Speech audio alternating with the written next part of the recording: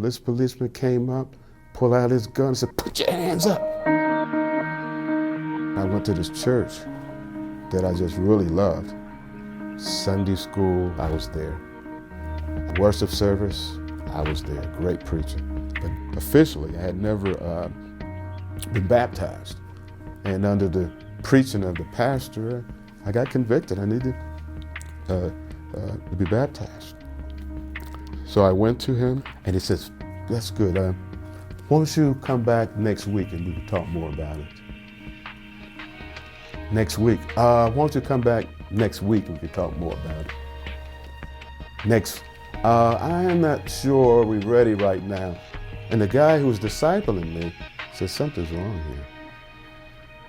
And he went with me. And he said, "Well, why is it you don't want to baptize him?" And he says, "I'm afraid of the reaction of the church." You see, it was an all-white church. I was the only black person there. And in my growing up, there was no difference from Philadelphia of Christians. And only the Ku Klux Klan and crazy people who are unsaved would be racist. I was naive. And under the conviction of the person discipling me, he said, "Okay, why don't you come and we'll baptize you." His fear that he would lose people in the church. His fear that there would be division.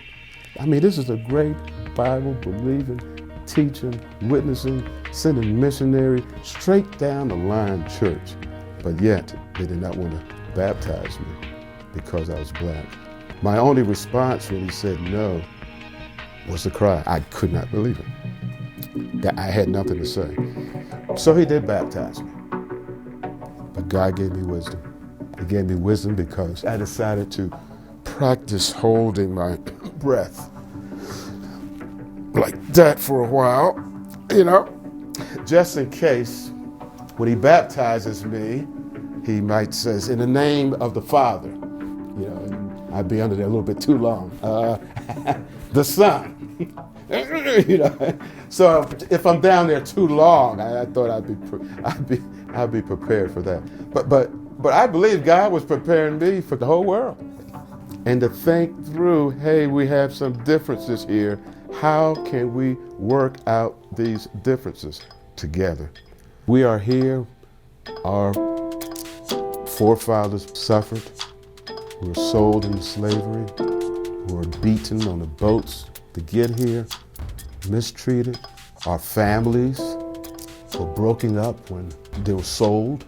We talk about the family these days and importance, and yet they split our families up. We couldn't go to school. We went to a point of the Jim Crow era, and now with the racism today, and often we can kind of see ourselves down. And I'm finding out that people I work with are very unfamiliar with my culture, with my people, with my struggles. They don't know. My dad had been called down to many times down to the police station, the lineups.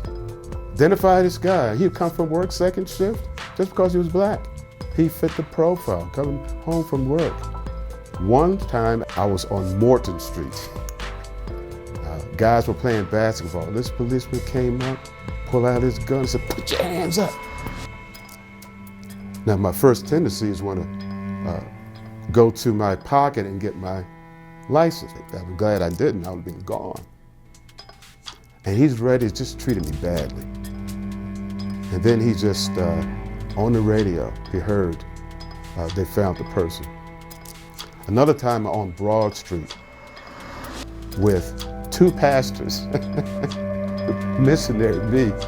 And because we're riding in a Lincoln or whatever, the policeman stops the car, pull us out, and get ready to handcuff us. And they call it paddy wagons in Philadelphia. Going to take us to jail. On the radio, he gets it, they found the person. Did he say, "Oh, excuse me, thank you for your, we appreciate you helping us out"? No, and went on. I know what profiling is like. And when I hear about other people and what they go through, it has a little bit different meaning because I've experienced that. personally. So it seems like we come to the point that if you care, if you love, if you have concern, if you want to help, you have to take the initiative to put ourselves in the place of another person, seeking opportunities, start conversations, build relationships, listen to people, let them do all the talking.